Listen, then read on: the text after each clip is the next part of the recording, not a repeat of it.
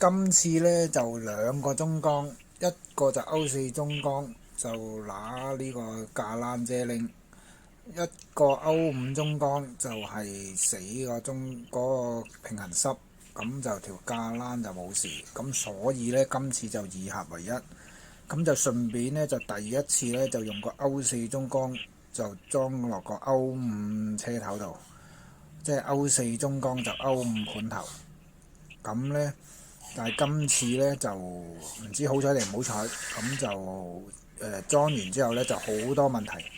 咁所以有見及此，我今次呢一個車頭呢，我會打散去10幾集呢，逐個步驟講解。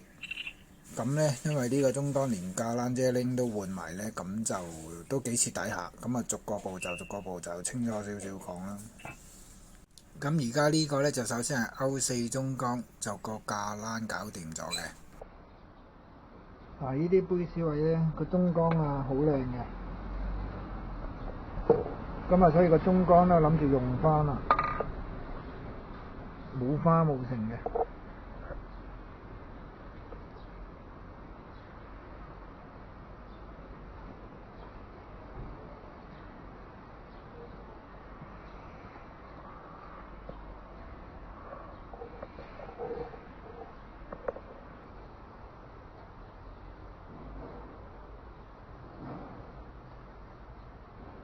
呢條架欄呢就花咗啦。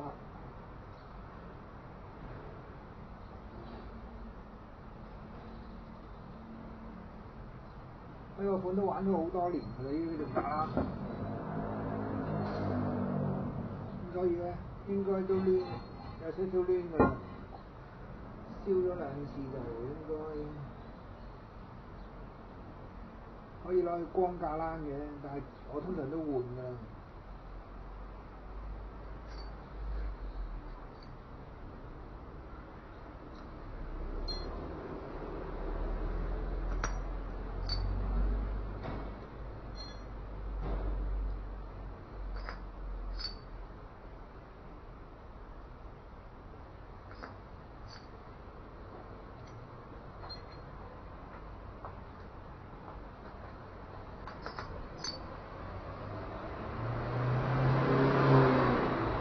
都仲好靚。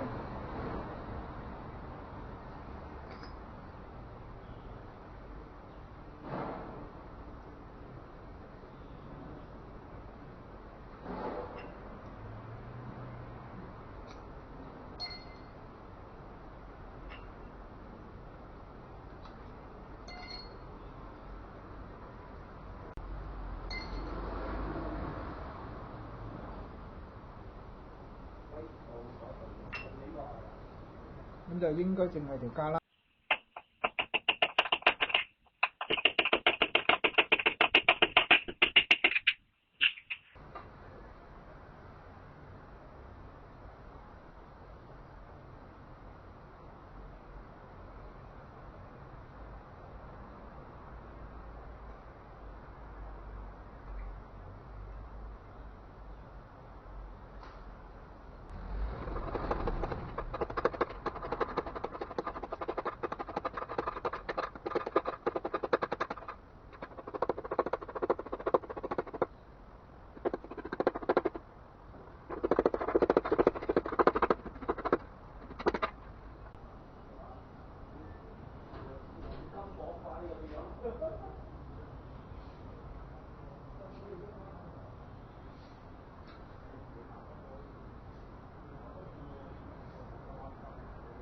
就住一啲遮拎咧都好襟嘅，